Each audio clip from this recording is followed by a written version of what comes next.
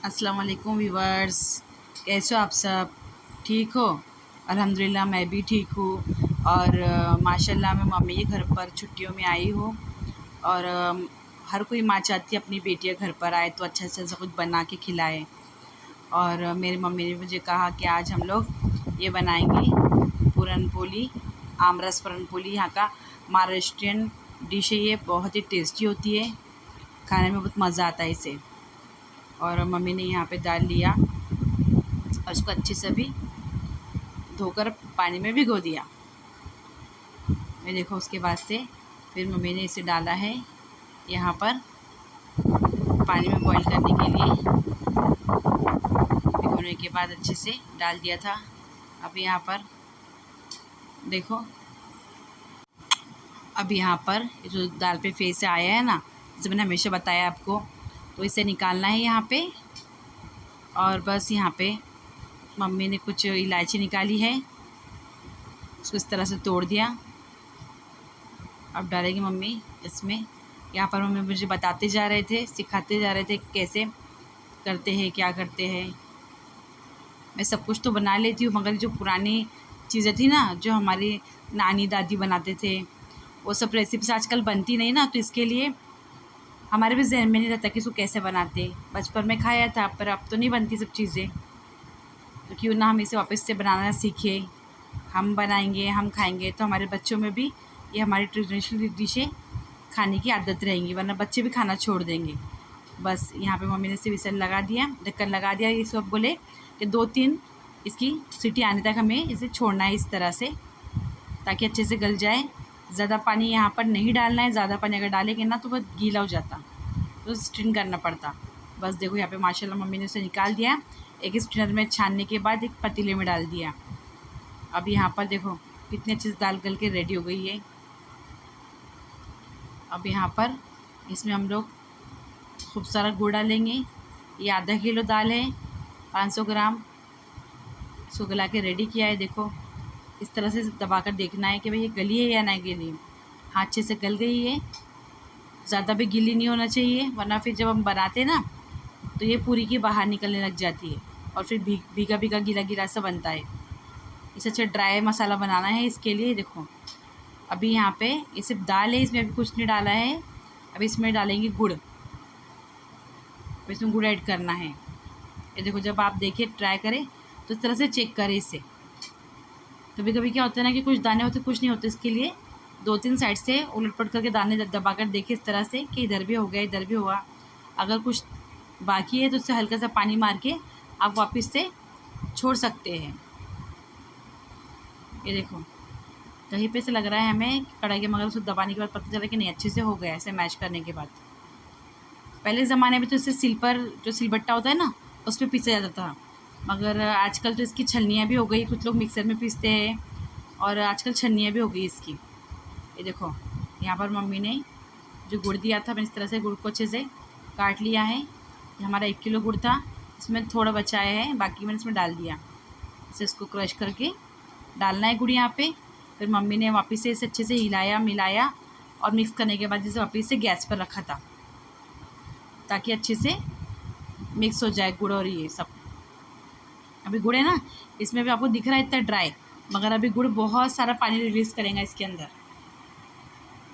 ये देखो अच्छे से हमें इस तरह से ऊपर नीचे करके अच्छे से मिलाना है, ताकि कोई भी हिस्सा सूखा ना रह जाए। बस देखो ऐसे इसको अच्छे से मम्मी ने गैस पर रखकर अच्छे से मिलाया है। और बच्चे लोग तो इतना परेशान कर रहे हैं। ये देखो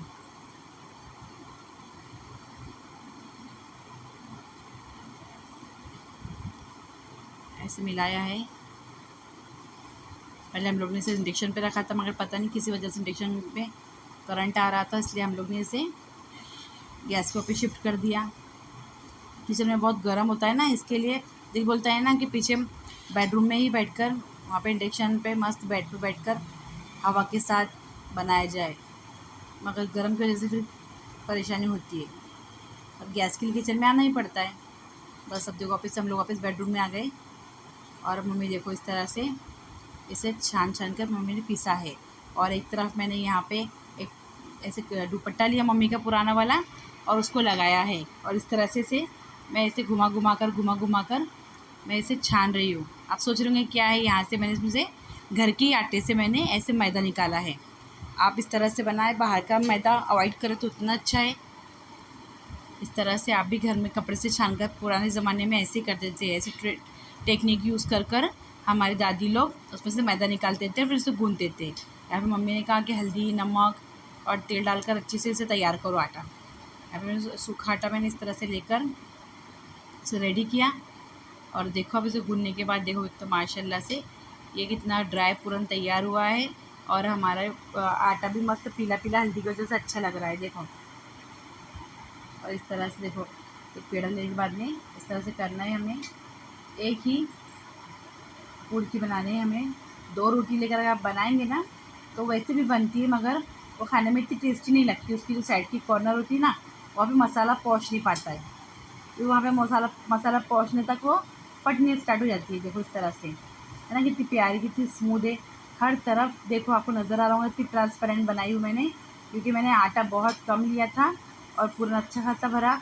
उससे क्या होता है कि जो कॉर्नर है, कॉर्नर तक की मेरा पूरा देखो अच्छे से गया है। ये देखो लास्ट तक के इस तरह से बनाना बिना फटे। देखो मैंने यहाँ पे रोटी बना के रखी, उधर भाभी का इसे फ्राई करना शुरू है। देखो माशाल्लाह ना कितनी पतली है, कितना आखिर तक पूरन देखो है, नज़र आ रहा आपको ट्रांसपेरेंट, एकदम पतली बनाई हूँ मैंने। देखो बिल्कुल भी फटी नहीं है, कहीं से क्रैक भी नहीं है। देखो कितनी माशाल्लाह से।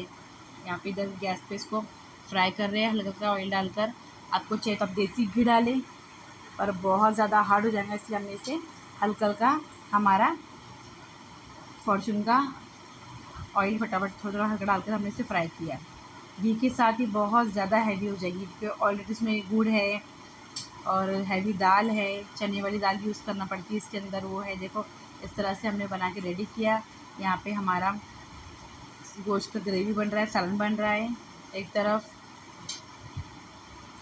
ये देखो।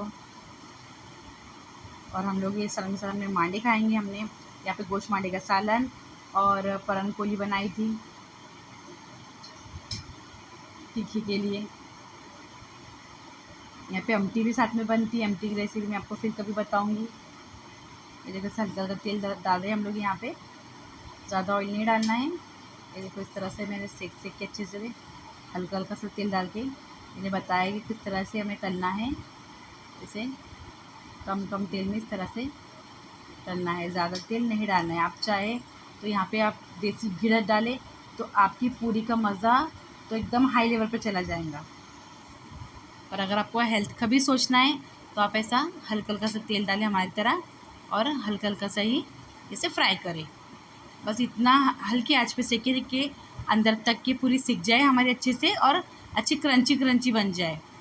ज़्यादा सॉफ्ट हमारे घर में पसंद नहीं है, कुछ लोग को सॉफ्ट पसंद आती है, पर हमारे घर में क्रंची पसंद है। और हमारी पूरी अब बहुत टेस्टी बन के रेडी हुई थी। उधर मेरी बहन ने आम का रस बनाया था, इधर मैंने और भाभी ने ये पूरियाँ बनाई थी, और एक तरफ मम्मी ने गोश्त का सालन बना लिया। तो फटाफट से हमारा बन के रेडी हो गया था खाना, बहुत टेस्टी बना था। उस टाइम मम्मी के घर पर थी मैं, और टाइम नहीं मिल रहा था, फैमिली बड़ी थी, कहाँ दिन स्टार्ट हो रहा था कहाँ दिन ख़त्म हो रहा था, तो टाइम नहीं मिल रहा था। अब जो वीडियोज़ मैंने बना के रखी थी मम्मी के साथ मिलकर, तो वही बस अब मैंने रखा है। देखो एक कॉर्नर वगैरह में अच्छे से हमारा पूरन गया, देखो आपको नज़र आ रहा होगा, कहीं भी हमने छोड़ा नहीं है। एकदम प्यारी, एकदम खस्ता से हमारी ये बनकर रेडी हुई। जिस तरह से मैंने आपको बताया ना कि सूखे आटे में आपको मोयन डालना है तेल का, तो उस तरह से आप डालें तो आपकी भी पूरी इसी मेरे पूरी की जैसी बिल्कुल खस्ता बन के रेडी हो जाएंगी। ज़्यादा सॉफ्ट भी रही ना तो खींचने पर ऐसे रबड़ की जैसे टूटती हो, मैदे जैसी।